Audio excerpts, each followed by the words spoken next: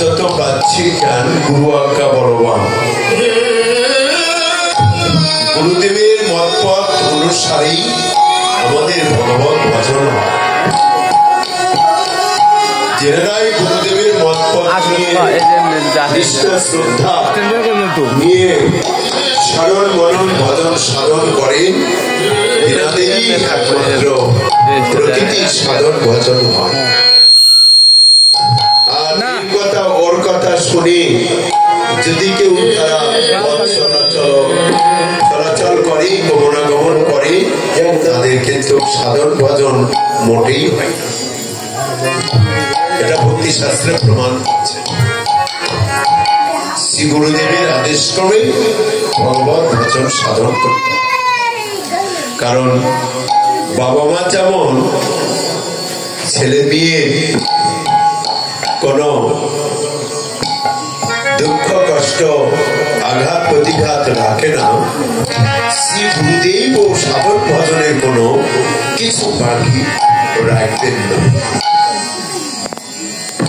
এই জন্য সাধন ভজন করতে হলে প্রথমেই কৃষ্ণ কৃপা জগৎময়, গুরু কৃপা কোনো কোনো ভাগ্যবান সবার কিন্তু হয় না।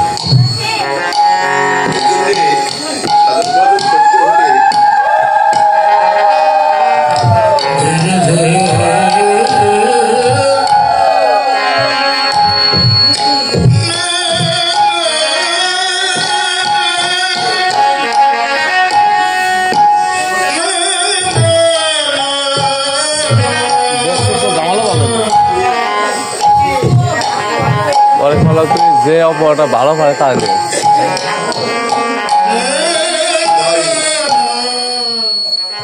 এবং গুরু ক্রিয়া যদি তথাপি অবজ্ঞা না করো কদাচ। আর যেনাদের সদ্গুরু তেনাদের কোন বিকৃতি ভাব্য ভাবনা তো আসবেনই না। কারণ প্রেমভক্তি চন্দ্রিকায় বললেন, সাধু শাস্ত্র গুরু বাক্য তিনটা করিয়া ঐক্য আর না করিয়ে মনে আস, শ্রীগুরু চরণের অতি এই সত্যম গতি, যে পোশাকে পুরী সর্বাস। চক্ষু দান দিলে যে জন্ম জন্ম প্রভু সে দিব্য জ্ঞান হৃদয় প্রকাশিত, প্রেম ভক্তি যা হইত বিদ্যার বিনা যাতে বেঁধে গায় যাহার সহিত। শ্রী গুরুদেব কখনো অশাস্ত্রী কথা বলবেন না এবং কোনদিন বৈশ্বরিক গল্প আলাপ আলোচনা করবেন না এবং জড়ীয় জগতের কোন দৃষ্টান্ত সিদ্ধান্ত কোন গল্প আলাপ আলোচনা করবেন না। সদা সার্বক্ষণ ভগবত প্রসঙ্গ নিয়ে থাকবেন এবং আলাপ আলোচনা করবেন, নিজে আস্বাদন করবেন, ভক্তগণকে আস্বাদন করা,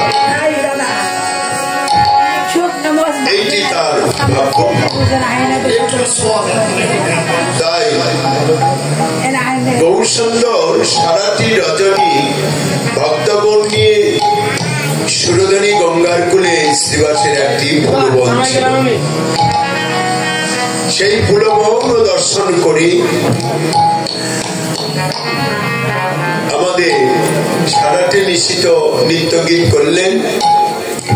নৃত্য গীত করার পরে নিশীথ শেষে তিন প্রভু তিন মণ্ডপে অলসে আছেন, বিশ্রামে আছেন। তিন প্রভু তিন মণ্ডপে বা মন্দিরে, সে মন্দিরগুলোর নাম কি? কীর্তনের ব্যাখ্যা বিশ্লেষণই কিন্তু এইগুলো। এই মন্দিরগুলোর নাম না জানলে কোন মন্দিরে যায় দর্শন করবেন, কোন মন্দিরে গৌরসুন্দর ঘুমিয়ে থাকে, সে মন্দির দর্শন নাম যদি না থাকে সে মন্দিরে যাবেন কি করে?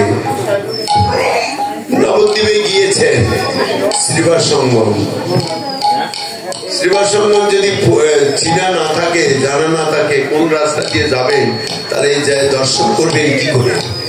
এগুলো জানতে হয়। এগুলো কীর্তনের ব্যাখ্যা। কীর্তনের ব্যাখ্যা নাচানাচি রং ঢং এগুলো কীর্তন নয়, এগুলো হলো রং তামসা। এগুলোই কিন্তু জগতেই চলছে।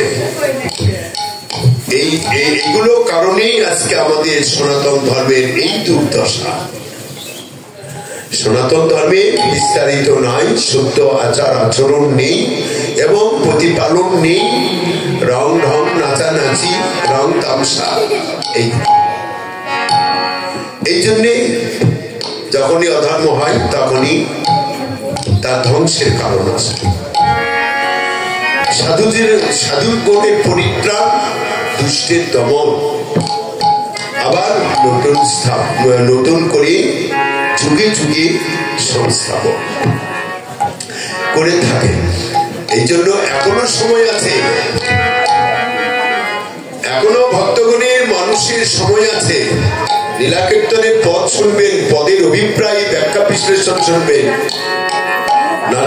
নাচানাচি রং ঢং করবেন না, দেখবেন না। এগুলো কিন্তু কীর্তন নয়। কীর্তনের পদ শাস্ত্রে দু চারটা কথা শুনে তাপিত পরাণ শীতল করবে।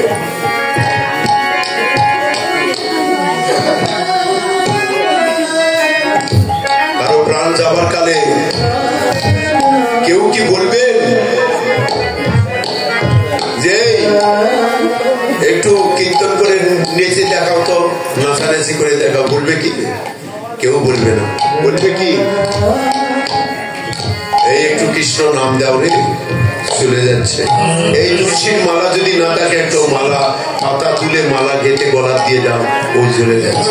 কেউ কি বলবে ওই নাচতে ভালোবাসত, ওখানে একটা ড্যান্স দিয়ে আমাকে দেখায়, শীতল ঘুরে বের করো, এই কথা বলবে কি? তাহলে এখনো সময় আছে, এখনো সাধন ভজন করার জন্য সচেষ্টায় সৎভাবে মনোভাবটা এই দিকে ফিরিয়ে নিয়েছ। রং তামসাকে বর্জন করিয়ে দাও। যে কয়দিন বেঁচে থাকবেন ভগবত প্রসঙ্গে, কৃষ্ণ কথা, শাস্ত্রের কথা আলাপ আলোচনায় থাকবেন। এই নাচানাচি রং ঢং অশাস্ত্রের কথা, এগুলো আপনারা সচেতন হয়ে যান। অনেক সচেতন হওয়ার প্রয়োজন। দেখলেন না সনাতন ধর্মের মানুষের কি দুর্দশা ঘটছে, দেখছেন কি কষ্ট, বাড়ি থেকে বের হতে কষ্ট। কারণ কি?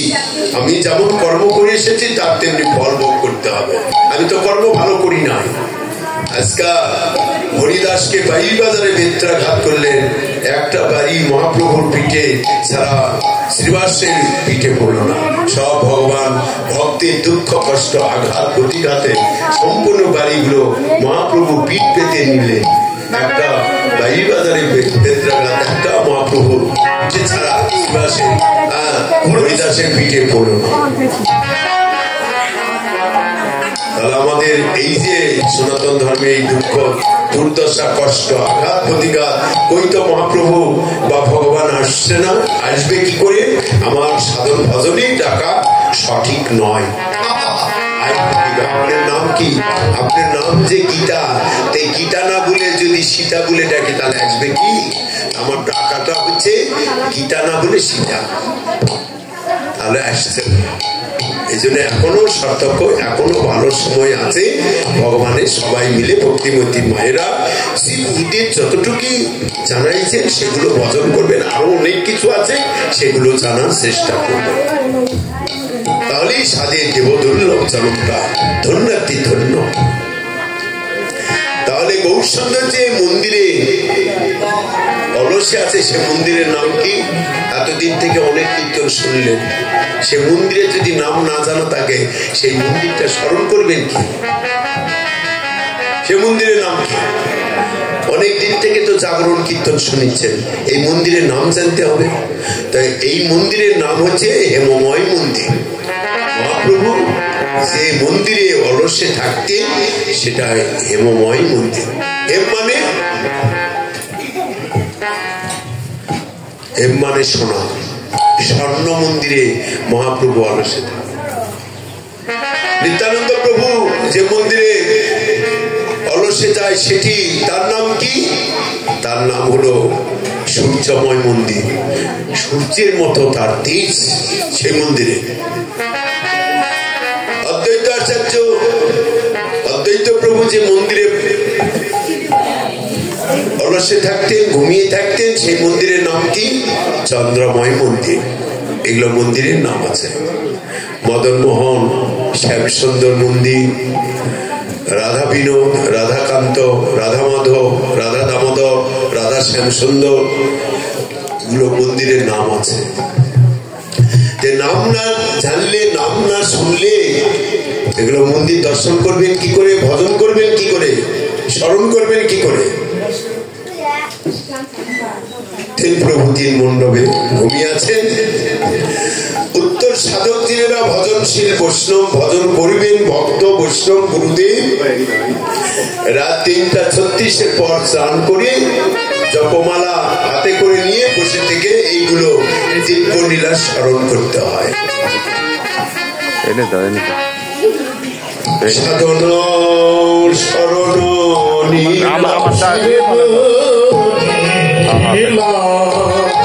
ইয়াতনা করিয়া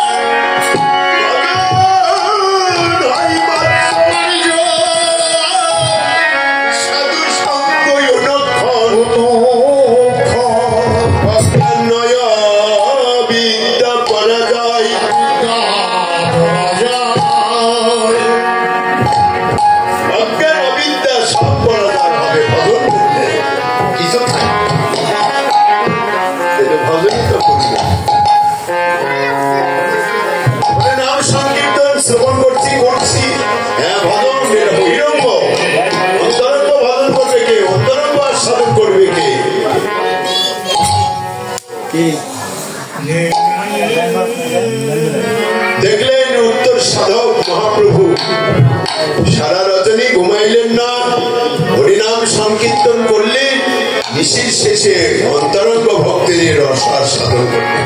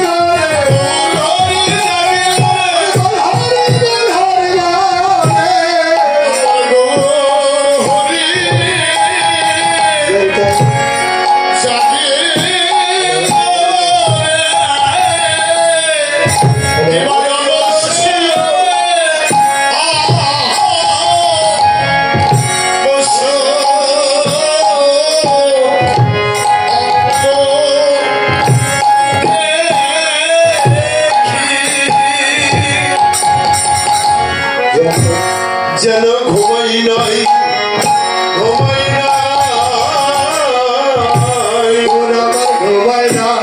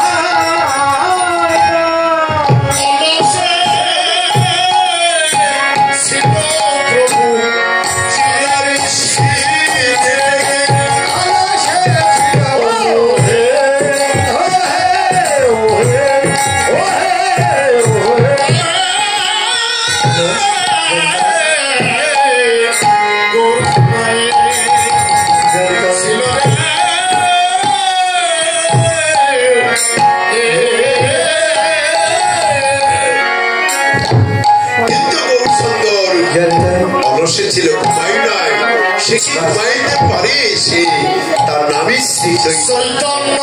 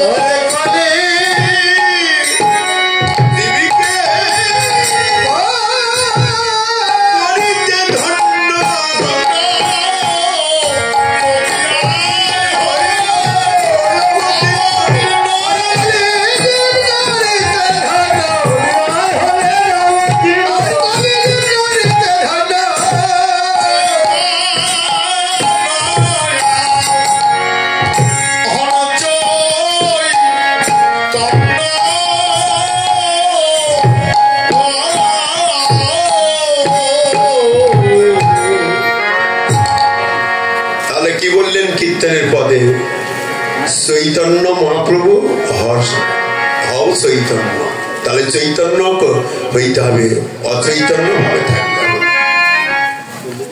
কীর্তন শ্রবণ করে বাইরে যদি কেউ প্রশ্ন করে কেন কীর্তন শ্রবণ করে আসলেন কি উত্তর দিবে শ্রবণ করার কারণ কি তাহলে শ্রবণ করলে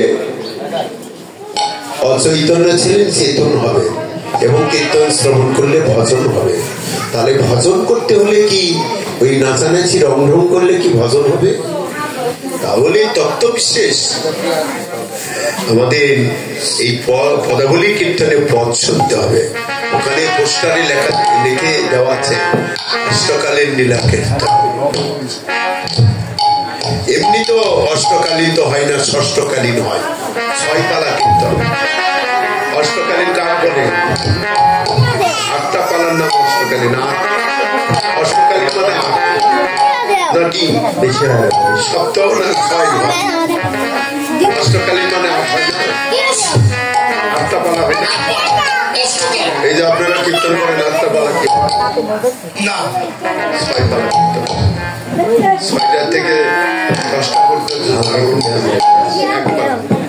10টা থেকে 2টা পড়লে বসত 2টা থেকে 6টা পর্যন্ত করলে সূর্য পূজা 3 পাল 6টা থেকে 10টা পর্যন্ত করলে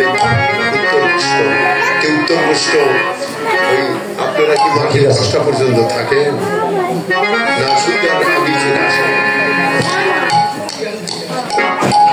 তাহলে কৃষ্ণের বাপের খায় দেয়া কাজ আছে যে ওই নন্দ মহারাজের পুত্র কৃষ্ণ 10টা পর্যন্ত ওই বুধনের লগ্নে ওই নামে সাইস আমার দাঁড়াই রয়েছে আমি তুয়া বুধু লই রবি যখন বৈশে পারে মত হচ্ছে মুই গেল যমুনার ঘাটে তুয়া লাগি চাই চারি পানে। তাহলে যখন সূর্য ডুবে তখনই গোধূলি লগ্নে ফিরে চলে আসে ওই ধেনু বৎস নিয়ে। তাহলে এইখানে রাত 10টার সময় ওই না বেশি আইসো তুমি দাঁড়ায় রয়েছে। পদের সঙ্গে, সময়ের সঙ্গে, কীর্তনের সঙ্গে, ভজনের সঙ্গে কোনো মিল নেই। তাহলে ভজন হবে কি করে? তাহলে উত্তর গোষ্ঠ দিয়ে আমাদের হচ্ছে 4 পালা। 10টা থেকে 2টা হলো রূপ অনুরাগ, যে রূপ সন্ধ্যার বেলা হয়। আনা জল ঢেলে ফেলে রাত 10টার সময় যায়, 10টার সময় তো ঘুমেই মানুষ। সন্ধ্যার বেলা আনা জল ঢেলে ফেলে শ্রীমতী রাধারানী ছলনা করে গোবিন্দের রূপ দর্শন করতে যাচ্ছে। সেই পালা হচ্ছে রাত 2টা পর্যন্ত। আর রাত 2টা থেকে 6টা পর্যন্ত রাস। এই হলো 6 পালা। আর 2 পালা কীর্তন কে করবে? কার বাপে এসে করে দিবে? অষ্টকালীন পূরণ হবে কি করে? 8টা পালা। আমাদের দেশে তো এই কীর্তনই শুনবে না। এই 6 পালা যদি কীর্তন করে, আমাদের দেশে কীর্তনই শুনবে না। কীর্তনে থাকবে 6 পালা কীর্তন করছেন, আপনারা ভুল সিদ্ধান্ত করেন। কে কাহারা মত পথ করছে আপনারা তুলে ধরে আসেন। এই 2 পালা রাসের আগে 1 পালা, পরে 1 পালা, 2 পালা কীর্তন বাদ থাকে। ষষ্ঠকালীন হয় 6 পালা, অষ্টকালীন হয় না। এগুলো সিদ্ধান্ত নেয় কীর্তনাদের মুখে, এগুলো সিদ্ধান্ত নেয় ভাগবত পাঠকের মুখেও, এগুলো সিদ্ধান্ত নেয়। কারণ মুখে সিদ্ধান্ত মুখীদের তো নেই।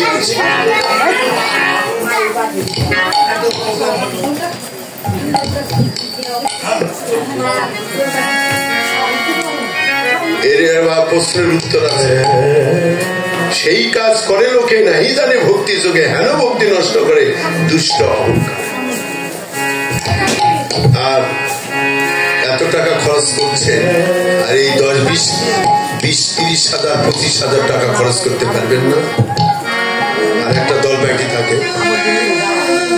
6 পালা কীর্তন হয়, 8 পালা কীর্তন হয়, অষ্টকাল লীলা পোস্টারে লেখা আছে। এটা কি মিথ্যা লেখা হয়নি? সত্যি কথা বললেই তাকে অনেকে ধনী, তাদের অভাব নাই, টাকা পয়সা ধন সম্পদে কারো কাছে যেতে হয় না, মিথ্যা কথা বলতে হয় না, তাকেই সত্যবাদী বলা হচ্ছে। শাস্ত্রে বলছেন সচ্চিত আনন্দ বিগ্রহের যে উপাসনা সাধন ভজন করে না, সেই হলো মিথ্যাবাদী। মিথ্যা কথা বললে সেই সত্যবাদী হবে না। সচ্চিত আনন্দ বিগ্রহে স্মরণ মনন উপাসনা করতে হবে। এইগুলো আমার মুখের কথা নয় যে আজকে বিনিময় হবে সে বলছে বড় বড় কথা, তা নয়। এগুলো শাস্ত্রের কথা। এবং বিশুদ্ধ বৈষ্ণব যিনারা আসবে, তিনারা এই ধরনের কথাই আলাপ আলোচনা করবে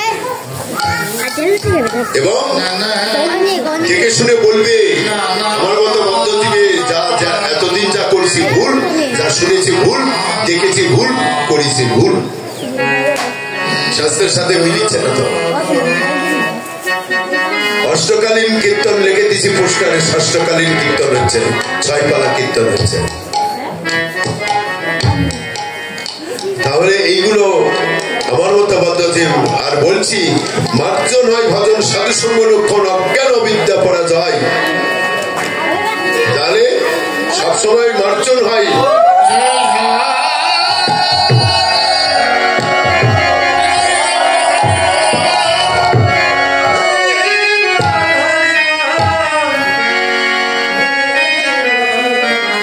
এইগুলোই আস্বাদন করতে হবে, এইগুলো কীর্তনের পথ এবং পদের ব্যাখ্যা বিশ্লেষণ।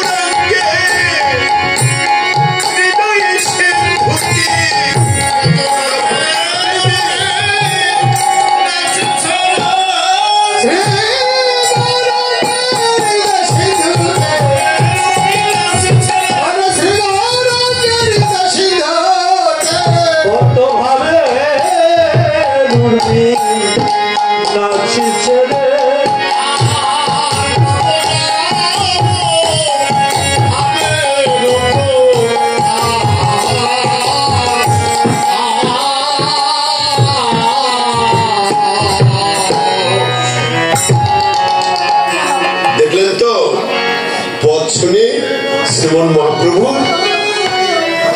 কত শত ভাবের উর্মি নৃত্য করছে। সে অশ্রু কম্প বৈভব পুলক তাহলে কীর্তনের পদ শুনে এগুলো ভাবের উদয় হইল। এবং মহাপ্রভু 24 বছর গমনাগমন করে নীলাচলে যখন গাম্ভীরাতে ছিল তখন বলেছিলেন চণ্ডীদাসের পদ, রায় রামানন্দের পদ শুনতে চেয়েছে। ওই তো একটা রায় রামানন্দ বলে না, রায় রামানন্দ তুমি পদকে একটু নাচানাচি করে আমার দেখাও, এই কথা তো বলো না। বললেন একটু আমাকে পদ শোনো, পদ শোনো, পদ শোনাও, রাধার পূর্বরাগ শোনাও। এই রাধার পূর্বরাগের যে কীর্তন গুলো, যে পদগুলো, যেই বললেন ঘরেরও বাহিরে দণ্ডে শতবার তিলে তিলে আসে যায়। আর মহাপ্রভু স্থির থাকতে পারলেন না, সঙ্গে সঙ্গে সমুদ্রে ঝাঁপ দিয়ে দিল। এই পদ শুনে আপনারা প্রেম ভক্তি আছে, যতক্ষণই আপনারা কীর্তনের আসরে বসে থাকবেন, কীর্তনাদি বলবেন, আপনারা নাচানাচি না করে পদ গান, পদাবলী কীর্তন আমরা শুনতে এসেছি। এটা পদ না গিয়ে এই নাচানাচি করে আমরা অনেক নাচানাচি করি। সংসার জীবনে অনেক কষ্ট দুঃখ পেরিয়ে আমরা এই কীর্তন শুনতে এসেছি। কারো হয়তো স্বামী দেখতেই পারে না, যেতেই দিবে না কীর্তন শুনতে, স্বামী হয়তো চাকরিতে চলে গেছে, হয়তো এনারা এই সুযোগে কীর্তন শুনতে এসেছে। এইগুলো তো ওই বাদীর কথা, ঘরের কথা যদি এই কীর্তনে আসছি আলাপ আলোচনা করি, তাহলে ওখানেও যায়, এখানেও যায়। এখানে ভগবত প্রসঙ্গ, ভগবানের কথা শ্রবণ করলে বিপদ আপদ দুঃখ কষ্ট আঘাত প্রতিঘাত সব সংসারের বেগুন তোলা পুকুর তোলা গল্প করলে কি এখানে বাইরে দৃষ্টান্ত সিদ্ধান্ত দিলে ভজন হবে? জীবের দুঃখ কষ্ট এই কারণেই, কখন দুঃখ কষ্ট যায়, কারো কাছে দুঃখের কষ্টের গল্প করলে যে আমার সংসারে খুব অভাব, টাকা পয়সা আনতেই থাকছে না, জড়ো হচ্ছে না, এগুলা দুঃখের গল্প কারো কাছে বলে টাকা পয়সা আসবে না। টাকা পয়সার যদি অভাব যদি চলে যায়, তাহলে একমাত্র ভগবানের ভজন, ভগবানের কথা শুনতে হবে। তাছাড়া এই দুঃখ কষ্ট জীবনে যাবে না।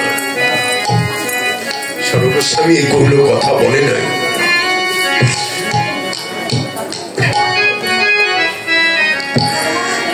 আজকে কত সাধু সঙ্গ করছি, কত কীর্তন করছি, কত বহু গোবিন্দের নামগুলো কীর্তন করছি, কই কিছু হচ্ছে না। হচ্ছে না মানে করার মতো করছি না। সাধু সঙ্গ সর্বশাস্ত্রে কয়, লভ মাত্র সাধু সঙ্গ কৃষ্ণ প্রাপ্তি হয়। যদি সাধু সঙ্গ সাধু সঙ্গ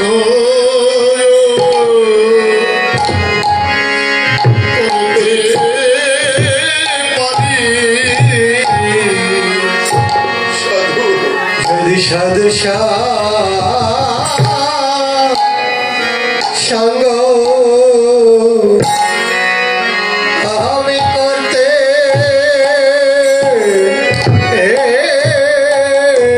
পারি, বলি তৃতব জলে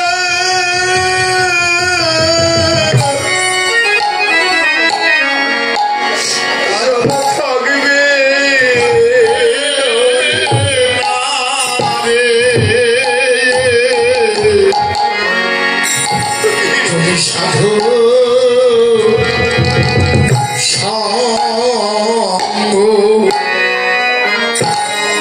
করিতে পারি,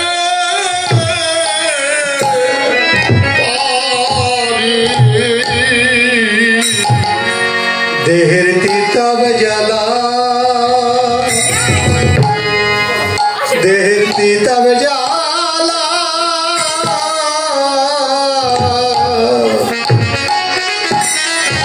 তাও জ্বালা থাকবে না রে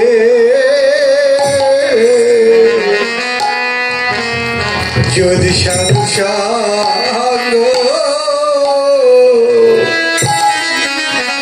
সাঙ্গ করতে পারি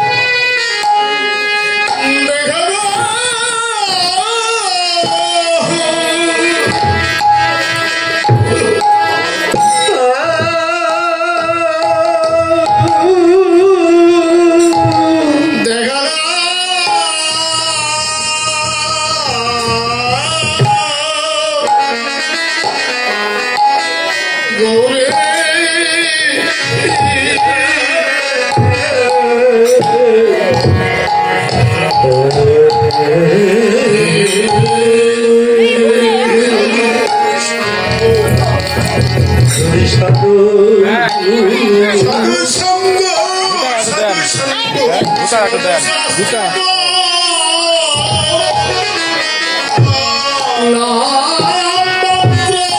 সাধু সঙ্গ শিব কৃষ্ণ বাপ্তি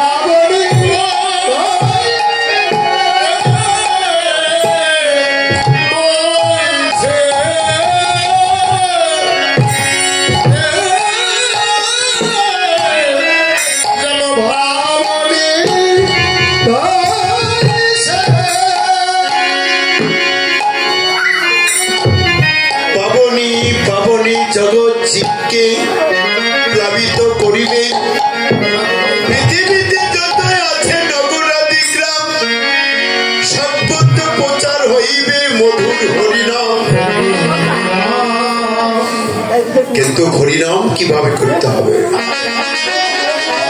সেই প্রচেষ্টি জানতে হবে শ্রী গুরুদেবের কাছে। আমি হরিনাম করব কিভাবে? অনেকেই তো জপ করে হরে কৃষ্ণ রাম হরে কৃষ্ণ রাম, কিন্তু হরে কৃষ্ণ রাম বলে জপ করলে হবে না। হরে কৃষ্ণ কৃষ্ণ কৃষ্ণ হরে হরে হরে রাম রাম রাম হরে হরে 16 নাম 32 অক্ষর। এই অক্ষরে যদি একটা কম হয় তাহলে অপরাধ, একটা বেশি হলে এই নাম করতে হবে। আমার সাধুগুরু বৈষ্ণবের মত পড়ছে, শুধু নাম করলে হবে না।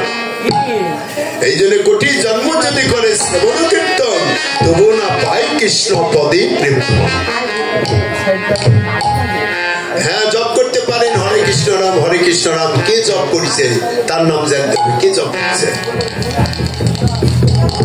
আপনি তো জপ করছেন হরে কৃষ্ণ রাম বলে, যদি প্রশ্ন করে এই নাম জপ করেছে কে, সেটা কোন ব্যক্তি জপ করেছে, এগুলো জানতে হবে। তাহলে এই হরে কৃষ্ণ রাম বলে জপ করছে আমাদের দেবের দেব মহাদেব। তার বদন কয়টা ছিল? একটা। কয়টা ছিল তার বদন? ছিল কটা? 5টা। 55 ওনার নাম, তাহলে ওর নাম ছিল 55। 5টা মুখ ছিল। তাই 5টা মুখে নাম করতে আমার কটা মুখ? তাহলে এক মুখে হরে কৃষ্ণ রাম জপ করবো কেন? আমার হরে কৃষ্ণ কৃষ্ণ কৃষ্ণ হরে হরে, হরে রাম রাম রাম। তাহলে এই 16 নাম 32 অক্ষর, একটা যদি অপরাধ হয়, একটা অক্ষর যদি কম হয় তাহলে অপরাধ, একটা বেশি হলেও অপরাধ। অনেকে কয় না ও হরে কৃষ্ণ, ও একটা ও শব্দ, ও একটা উচ্চারণ। তারপরে বলে ভজ হরে কৃষ্ণ কৃষ্ণ কৃষ্ণ হরে হরে, হরে রাম রাম রাম হরে। ভজ বলবেন, ওখানে লেখা আছে কি? ভজ লেখা নেই তো। ও উচ্চারণ করবেন, ওখানে লেখা আছে? এই যে মহাপ্রভুর ভোগে ও আহা হরে হরে, ও আহারে হরে হরে, ওটা লেখা আছে? লেখা নেই তো, পদে ওটা লেখা নেই। ভজপতি তুদ্দারণ শ্রীগৌর হরি, শ্রীগৌর হরি নবদ্বীপ বিহারী দীন দয়াময় হিতকারী, এইগুলো লেখা আছে। ও আহারে হরে হরে, ওটা তো লেখা নেই। ওটা করা হয় কেন? ওটাও এক অপরাধ। কীর্তন শ্রবণ করলে নয়, এই জন্য সাধু শাস্ত্র গুরু বাক্য 3টা করি অক্ষর, আর না করি মনে আর শ্রী গুরু চরণের অতি, এই সত্যম গতি যে প্রসাদে পুরে সর্বাস, ধ্যান দিলে যে জন্ম জন্ম প্রভু সে দিব্য জ্ঞান এতে প্রকাশিত। প্রেম ভক্তি যাহিত অবিদ্যার বিনা যাতে বেদে গায় যাহারও সরিত, শ্রীগুরু করুণা সিন্ধু অধম জনার বন্ধু লোকনাথ লোকের জীবন, হা প্রভু কর দয়া দেহ মোর পদ ছায়া, এবে যশ ভুজুক ত্রিভুবন। যশ খ্যাতি ঘুষবে কোথার থেকে? গুড় চিনি অন্ধকার খেলেও মিষ্টি, আলোত খেলেও মিষ্টি। কাকু বলতে হবে না এই বাবা আমার মতো গুরুদেব পাবি না রে, তোরা আজ দীক্ষা নিয়ে যা, গাঁগর ডুব দিয়ে আয়, আজ আমার কাল দীক্ষা নিয়ে যা। এ কথা সৎগুরুরা কখনো বলবে না, কখনো কেউ বলবে না। কোনো পাঠক, কোনো কীর্তনে এই আসলে আমি এত সুন্দর কীর্তন জানি শুনিয়ে যাও, এটা অহংকারের কথা নয়, অভিমানের কথা নয়। এগুলো মহাপ্রভু বর্জন করেছেন। মহাপ্রভু ভক্তদের বৈরাগ্য প্রধান, তাহা দেখি প্রীত হন গৌর ভগবান। তারপরে বৈষ্ণবের সর্বশ্রেষ্ঠ ভূষণ হচ্ছে দীনতা দৈনতা। দেখবেন মহাপ্রভুর শিক্ষাষ্টক পড়ে দেখবেন, বাংলাতে অনুবাদ করা আছে, সংস্কৃত শ্লোকে বাংলাতে অনুবাদ করা আছে। চিত্ত দর্পণ মার্চন মহাভাবা দাবা অগ্নি নির্বাপন। চিত্ত দর্পণ যদি এইটা যদি কৃষ্ণ কথা শুনে নির্মল না হয়, কিছু যদি জাগ্রত না হয়, অশ্রুকম্প পুলকাদি একে একে সমদিত নবনব ভাবের প্রকাশ। তাহলে এই জপ করতে হলে 16 নাম 32 অক্ষর, এই নাম উচ্চস্বরে গাও আর উপাংশই গাও করো, আর মানুষই করে যে উচ্চস্বরে গাইতে হবে তাও নয়, মনে মনে জপ করলেও নাম করুণা কৃপা হবে। সবসময় নাম করতে হবে। রজনী বিলাসে রসে অঙ্গ ভেল ঢারো ঢারো, রজনী বিলাস রসে অঙ্গ ভেল ঢারো ঢারো, আরে স্বরূপের মুখ চাই, স্বরূপের মুখ চাই,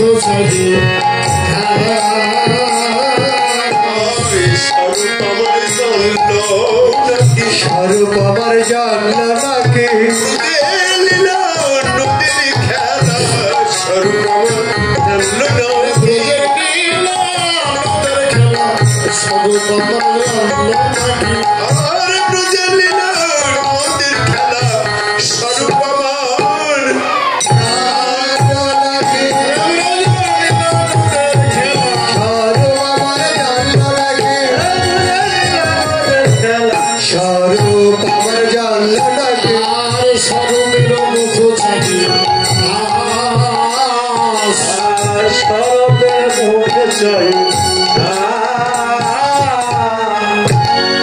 তাহলে আমরা এতদিন জানতাম যে ভক্ত ভগবানের জন্য ভয় করেন নাকি, ভগবানের ভজন করতে এসেছি সে ভজন করতে পারছি না, এটা তো ভয়েরই কারণ। আরে কি জবাব দিব, কি বলবো ভগবানের কাছে? কিন্তু আজকাল পদে শোনা যাচ্ছে, জানা যাচ্ছে ভগবানও ভক্তের জন্য ভয় করে। নইলে এই কথা বলবেন কেন? স্বরূপ আমার জানলো নাকি, বুঝেন লীলা নদীর খেলা স্বরূপ আমার জানলো নাকি। তাহলে ভগবানও ভয় করছে ভক্তের জন্য। ভক্ত হতে পারলে ভগবানও ভয় করে।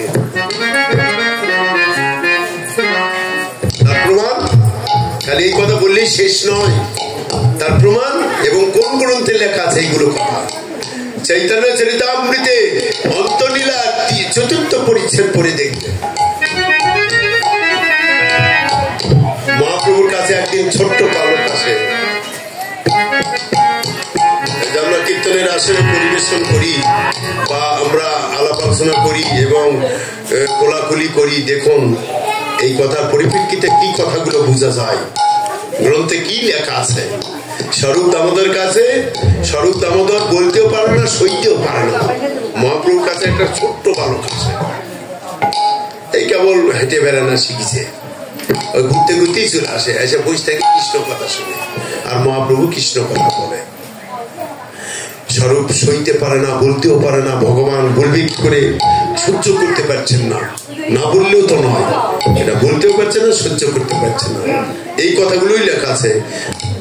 সহ্য করতে করতে একদিন বলেই ফেললো, প্রভু ওই সন্তান যেন আপনার কাছে না আসে। কিরে, ও তো ছোট্ট বালক, কৃষ্ণ কথা শুনতে আসে, বলে ওই বালক আসার তোমার প্রয়োজন নেই। ওই বালক কার বালক জানো? বলে কার রে? বলে একটা আন্ডির সন্তান। ওটা আন্ডি কাক বলে? বলে একটা অল্প বয়সে বিধবা হয়েছে, বিধবার সন্তান তোমার কাছে আছে। সে তো নিঃসহায় রে, তার কেউ নেই, বাবা নেই, কেউ নেই, সে তো কৃষ্ণ কথা শুনতে আসে, তাতে আবার খারাপ কি?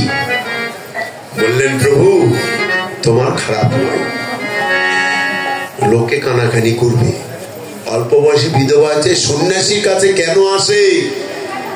ওই বালক লোকে সমালোচনা করবে, জানো প্রভু?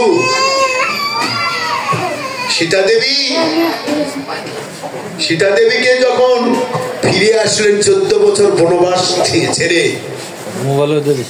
14 বছর বনবাস খেটে যখন চলে আসলেন, তখন সমাজের লোক, পাড়ার লোক, গ্রামের লোক, দেশের লোক কানাকানি করেছিলেন সীতা অসতী, সীতা সতী নাই, 14 বছর বনবাস দিল, আর সীতাকে হরণ করেছিলে ওই রাক্ষস রাবণ। যে সতী থাকে, জনসাধারণের জন্য অগ্নি পরীক্ষা করে নিয়েছিলেন, অগ্নি পরীক্ষা করে নেওয়ার পরে তাও সমালোচনা, আবার পুনরায় 5 কোটি বনে বনবাস দিতে বাধ্য হয়েছিলেন। প্রভু লোকে কানাকানি করলে তোমার কিছু হবে না, তুমি সাক্ষাৎ ভগবান, কিন্তু যে কানাকানি করবে তার নরকেও স্থান হবে না, নরকেও স্থান দিবে না। তোমার ওই কানাকানি করলে এবং অপরাধী হইলে স্বর্গে তো দূরে, তার নরকেও স্থান দিবে না। অতএব সাবধান হোক। প্রভুকে শাসন করছে, দেখলেন ভক্ত ভগবানক শাসন করছে, যে ওই ছেলে যান তোমার কাছে কাল থেকে না আসে, বলি দিয়ে তুমি বড় হয়ে গেলে তোমার কাছে আসা যাবে, যখন বড় হয়ে যাবে তখন তোমার কাছে আসলে কেউ কানাকানি করবে না। দেখলেন বৈষ্ণব সমাজের কি শাসন, দুর্বার ইন্দ্রিয় করে বিষয় হরণ, দারুণ প্রকৃতি হরে মনিরূপী মন, জিহ্বাই লালসাই জীবতী উদ্ধায়, শিষ্যদর পরায়ণে কৃষ্ণ নাই পায়। দেখলেন গ্রন্থের কিগুলো কথা লেখা আছে। এইভাবে বৈষ্ণব সমাজ উন্নতি লাভ করবে। তাহলে আমাদের সমাজে কিভাবে চলতে হবে? অসৎ সঙ্গ সদা ত্যাগ, বৈষ্ণব আচার, শ্রী সঙ্গী অসাধু এক কৃষ্ণ ভক্ত। আর অসৎ সঙ্গ জীবনে করা চলবে না, যে করে তার সঙ্গের সঙ্গীও পরিত্যাগ। পুত্র গিয়ে তো ভাজ্যর প্রয়োজন, মাতা বা গুহিতা হোক সংকীর্ণ আসনে বসা নিষিদ্ধ। মাতা বা গুহিত হোক অর্থাৎ গর্ভধারিণী মা এবং ভগ্নী, গুহিতা মানে ভগ্নী, মাতা বা গুহিতা হোক ভগ্নী সংকীর্ণ আসনে এক আসনে বসে গাছ ঠেকাঠেকি করে বসা নিষিদ্ধ আছে বৈষ্ণব সমাজ। এগুলো গ্রন্থে প্রমাণ আছে। চৈতন্য চরিতামৃতে লেখা আছে মহাপ্রভু এত শাসন করলেন, স্বরূপ দামোদর এত শাসন করলেন মহাপ্রভুকে, এবার মহাপ্রভু আবার শাসন করলেন ভক্তকে। শ্রীবাস, হরিদাস, ছোট হরিদাস মাদুগুরি করে ভিক্ষা করে এনে প্রভুকে সেবা দিতেন, গোবিন্দ দিতেন, গোবিন্দ রান্না করে ভোগ লাগাতেন, এ প্রসাদ দিতেন।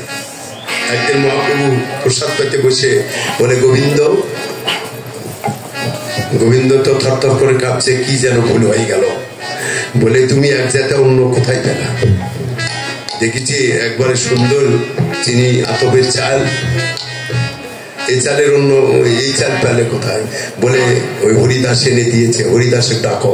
হরিদাসের ডাকলে হরিদাসের মুখে শুনলে সিকিমাইতি মা মাধবী দেবী দাসীর কাছে চালটা বদল করছে।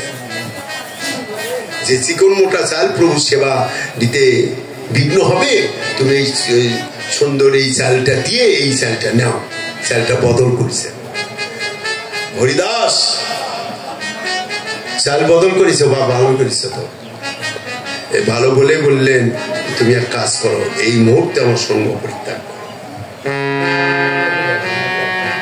মহাপ্রভু সঙ্গ পরিত্যাগ, সঙ্গ করলেই যে সঙ্গ হয় তাও নয়, সঙ্গ পরিত্যাগ করো, এই মুহূর্তে সঙ্গ পরিত্যাগ করো। তুমি কেন শ্রী সম্ভাষণ করিস, প্রকৃতির মুখ দর্শন করিস? দেখলেন তো কি শাসন, চালটা বদল করাই অপরাধ। শাসন করলেন, হরিদাসকে বর্জন করে দিলেন। হরিদাস আর প্রভু সঙ্গ করতে আসতে পারেন না। 1 বছর থাকলেন, প্রভুর কৃপা হলো না।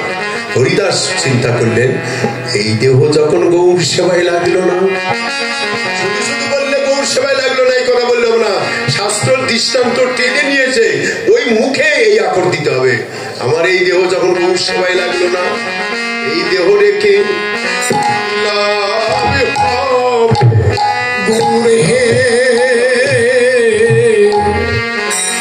আমার দেহ রেখে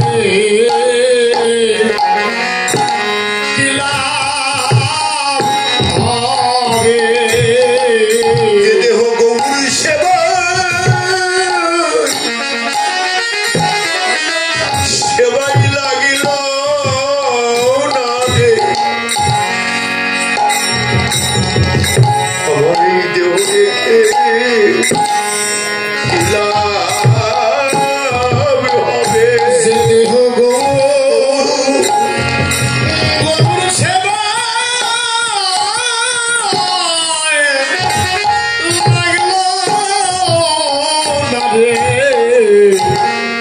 আমার দেহ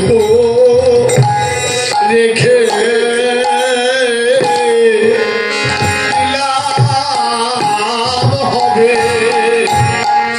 গৌর সেবা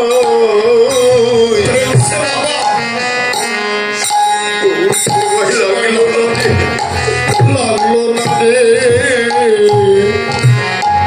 আমার দেহ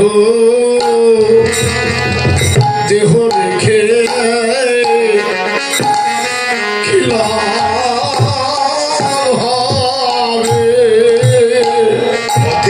ত্রিবিনীতে এই দেহ বিসর্জন দিব, এই দেহ রেখে আমার লাভ হবে। দেহ ত্রিবিনীতে বিসর্জন দেব, আমার দেহ রেখে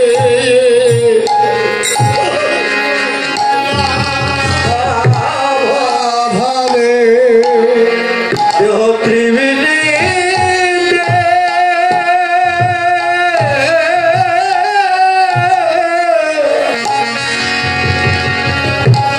আমি বিসর্জন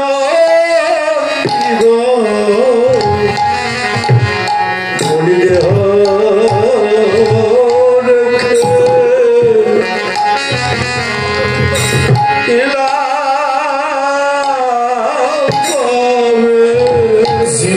গৌর সেবায় গৌর সেবায় লাগলো না রে, দেহ রেখে কি লাভ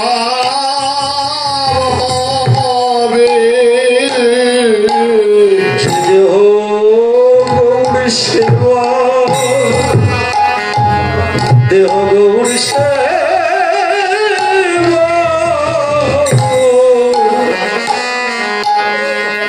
গৌর সেবায় লাগলো না রে।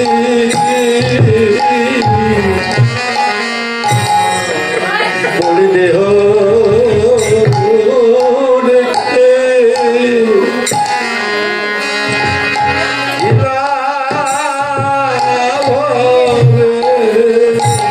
দেখা না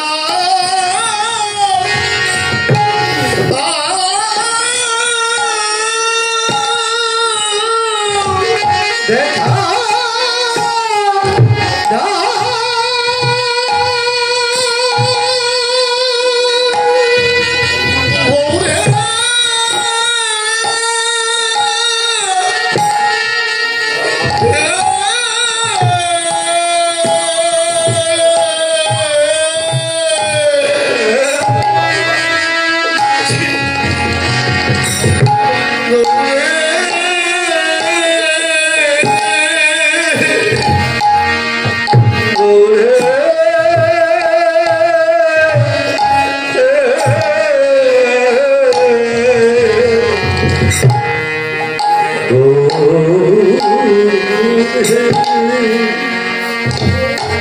মহাপ্রভু বর্জন করেছিলেন, এই দেহ সেবায় লাগলো না। 1 বছর পরেই ত্রিবেণীতে প্রাণ বিসর্জন, দেহটা বিসর্জন দিল। সবাই ধরে বসলেন। হরিদাস আত্মহত্যা করলেন, মহাপাপ, নরকে গমন।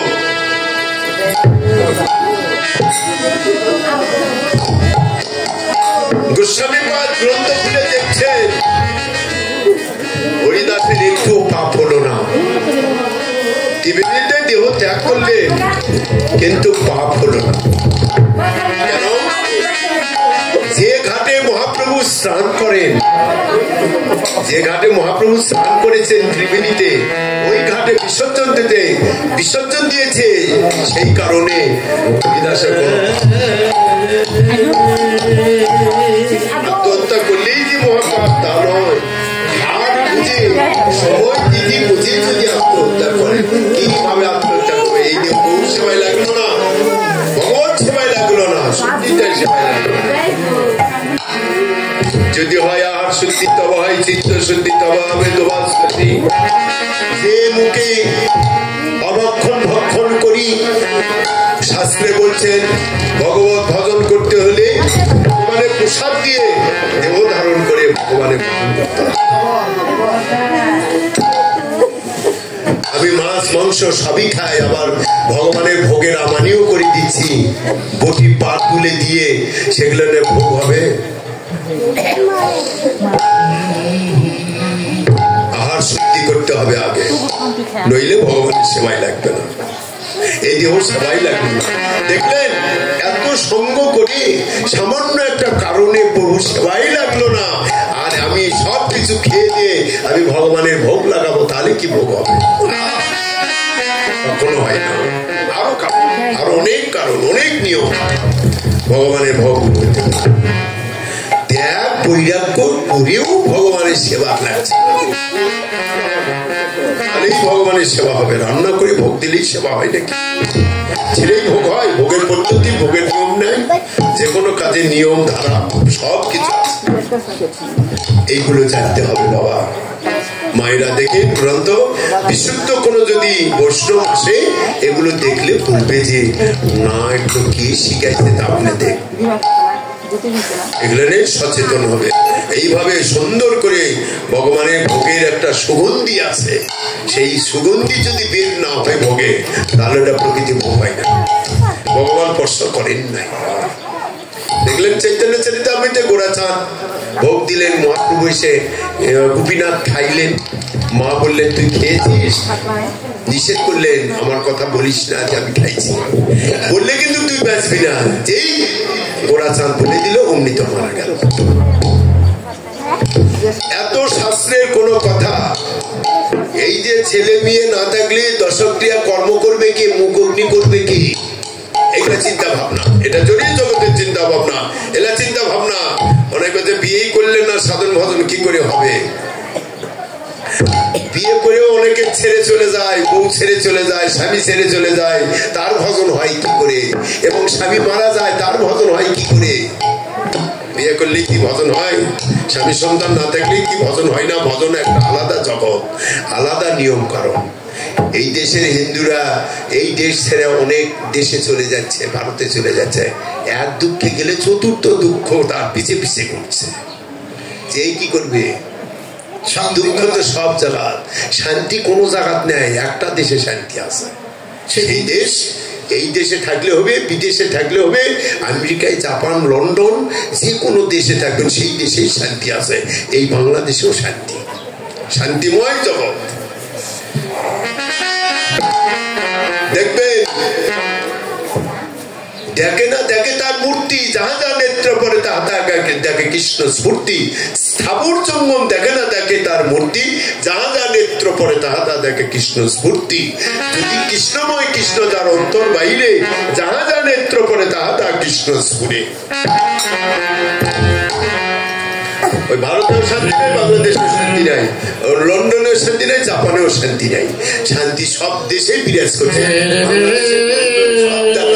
শান্তিময় জগতে যদি গৌর গোবিন্দের দেশে মন প্রাণ নিযুক্ত করতে পারে, সেই দেশে আছে শান্তি। সারা পৃথিবীতে যেখানে তাকে বদল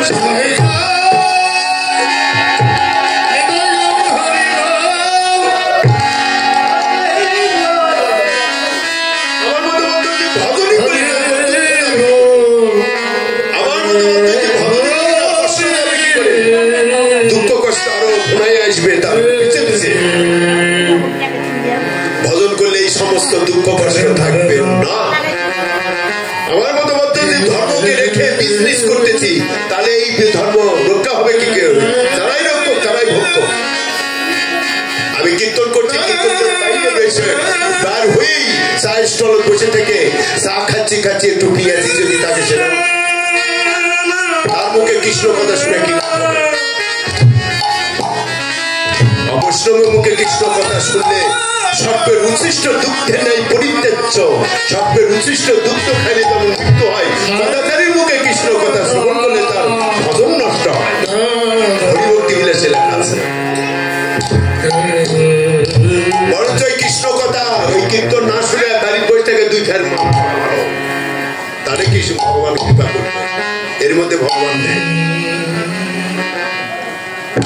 দেখবেন বেদ খুলে দেখবেন, বেদে লেখা আছে, ব্রহ্মবৈত পুরাণে লেখা আছে, এবং হরিভক্তি বিলাসে লেখা আছে, প্রেত ভক্তি তত্ত্ব সারে লেখা আছে।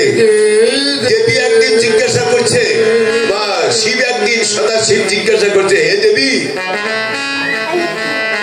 সর্বজীবে যদি বিষ্ণুময় হয় তাহলে কি করে তোমার ভক্তগণ তোমার তারে পাঠা বলি দেয়? পার্বতী বলছেন, সদাশিব তার উত্তর চাচ্ছেন আমার কাছে? হ্যাঁ, উত্তর চাই। বলে, উত্তর, যেনারা আমার নামের দোহাই দিয়ে পাঠা বলি দেয়, সেই সময় আমি তোমার কৈলাসে গিয়ে থাকি, এই জগতেই থাকি না। পাঠা বলি দিলেন না, বলেন শাস্ত্রে কি লেখা আছে আমার মতো জগতে কি করি কি? সদাশিব বলছেন, তাহলে এই অপরাধ, বলে অপরাধ যারা পাঁটা পোষে তাদের অপরাধ, যারা পাঁটা বিক্রি করে দেয় তাদের অপরাধ, কিনে নেয় তাদের অপরাধ, বলি দেয় তাদের অপরাধ, যে ব্রাহ্মণে উৎসর্গ করে দেয় তারই অপরাধ। হরিভক্তি বিলাসে কষ্ট লেখা আছে। যে পাঁটার মাংস খায় তারই অপরাধ, যে বিক্রি করে তার অপরাধ, যে কিনে নেয় তার অপরাধ। অপরাধ গুলো সব ভাগ করে দিয়ে দেয়। আর আমি কৈলাসে থাকি না। দুর্গা পূজার সময় মদ খায়া ধেই ধেই করে ধ্রুপদী হাতে থাক না ড্যামেজ দিবে লাগলো, ওগুলা দেখে ওই মহামায়া দুর্গা ওখানে থাকবে। দুর্গা তখন থাকি না। এইগুলো সমাজের আলাপ আলোচনা করা ঠিক নয়। এলে আলাপ আলোচনা হয়, খালি কীর্তন করলেই হয়, কীর্তন শ্রবণ করলেই হয়, শুনলেই হয়, কান্দাকাটি করলেই হয়, কোটি জন্ম যদি করে শ্রবণ কীর্তন তবু না পাই কৃষ্ণ পদে প্রেমধম প্রেম ধর্ম। আর প্রেম শূন্য ভগবান কখনোই নাম তার গ্রহণ করবেন না। এই জন্য এইগুলো গ্রন্থ সাধু শাস্ত্র, এই শাস্ত্রে দেখে দেখে আমাদের গৌর গোবিন্দ করবেন। পার্বতী উত্তর দিয়ে দিলেন, শিব প্রশ্ন করলেন উত্তর দিয়ে দিলেন। মুখয়াদি প্রখ্যান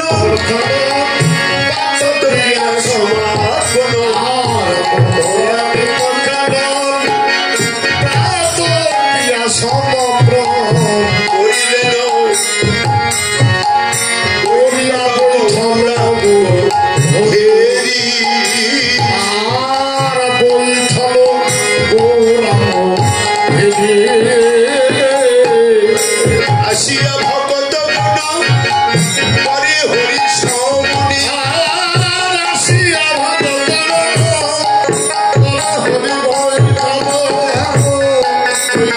আর বৈঠল গৌরাঙ্গ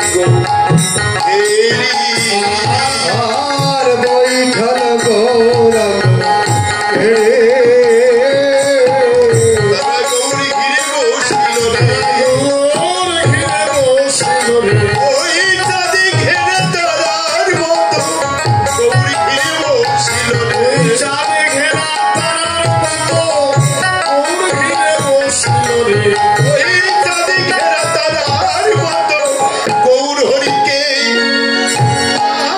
ছেড়ে চাঁদি ঘেরা তারার মতো গৌর হরিকে মাঝে রেখে চাঁদি ঘেরা তারার মতো গৌর ঘিরে বসিল রে আর বৈঠল গৌরাঙ্গ রে।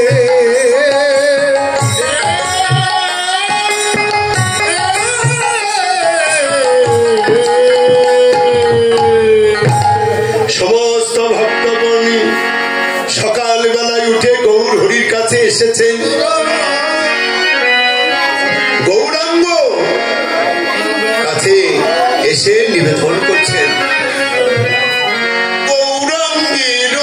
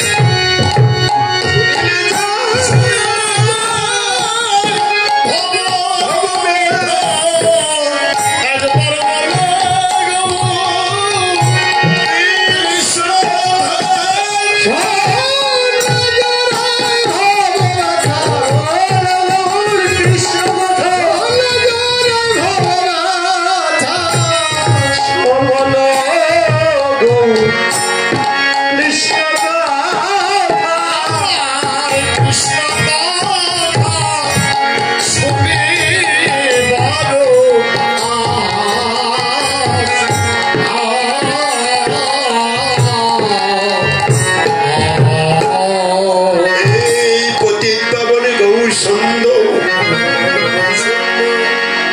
আমরা জগতে অনেক দুঃখে কষ্টে আঘাত প্রতিঘাতে থাকি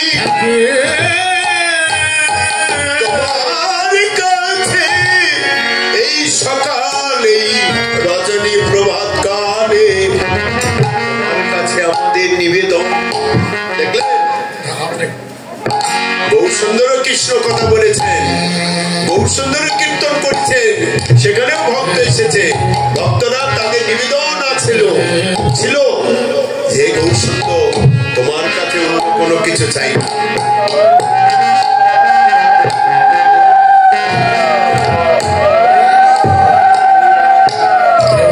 তোমার কাছে কিছু চাই না বহু সুন্দর। না জনম না ধনম না কবিতা সুন্দরী সুন্দরী শুদ্ধ ভক্তি দেহ মনে কৃষ্ণ কৃপা করি এই পতিত পাবনে গৌর সুন্দর তোমার কাছে ধন চাই না, ধন চাই না, সুন্দর নারী গাড়ি বাড়ি কিছু চাই না, চাই মধুর কৃষ্ণ কথা।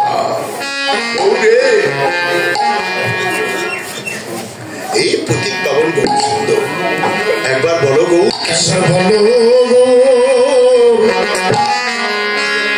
কৃষ্ণ কৃষ্ণ কথা না শুনতে চালেন না চালেন চিন্তাকার কথা। এ কথা কি বললেন, নিবেদন করলেন ভক্তগণের একটা চাওয়া পাওয়া আছে ভগবানের কাছে।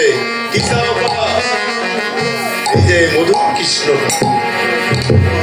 কেমন খালি করতে করতে একটু দেখান দিন, এ কথা বললো না, একটা কৃষ্ণ কথা শুনতে চাই গৌরের কাছে, যেটা প্রয়োজন। যে কষ্ট করে এসেছেন শীত পেরিয়ে, হঠাৎ করে শীতে কাঁপছে, তথাপি কৃষ্ণ কথা শুনতে আসছে। গৌর বলো একবার কৃষ্ণ কথা, আমাদের আরে ভাগ্যে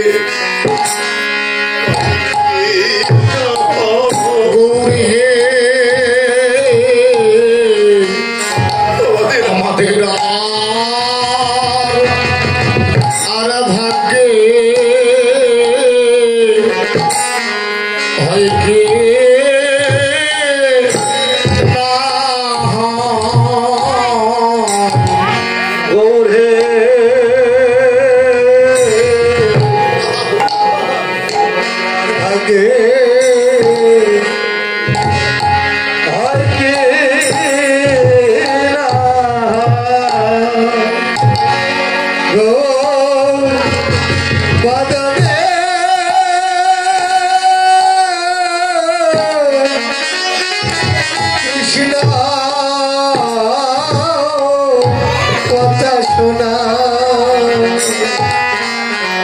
আমাদের আর ভাগে ভাই ভাগে হাই কে না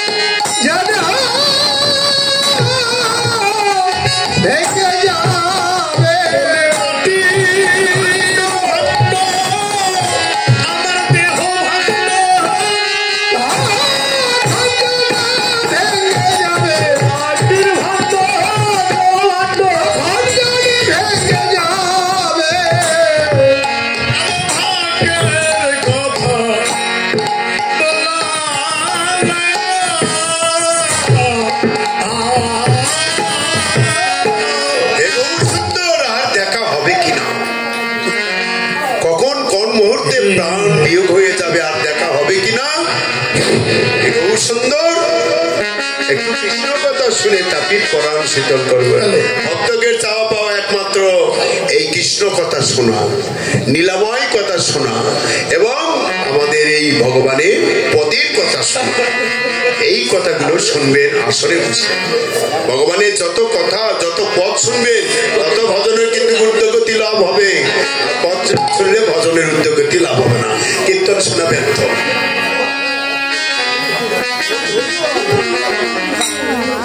এবং কার বদলে কৃষ্ণ কথা শুনবেন সেটাও তো আপনারা জেনে নিলেন যে হরিভক্তি বিলাসী লেখা আছে, সর্পের উচ্ছিষ্ট দুগ্ধ খাইলে যেমন মৃত্যু হয় তেমনি পদাচারী মুখে কৃষ্ণ কথা শ্রবণ করলে ভজনশীল বৈষ্ণবের বদন হইতে কৃষ্ণ কথা শ্রবণ করবে, তাহলেই কীর্তনের পদের কথা শুনতে পাবে। শ্রীকৃষ্ণ চরিত শ্রীকৃষ্ণ চরিত গীত শুনে সবে পুলকিত আর বঞ্চিত হইল কৃষ্ণ রাশিপতি।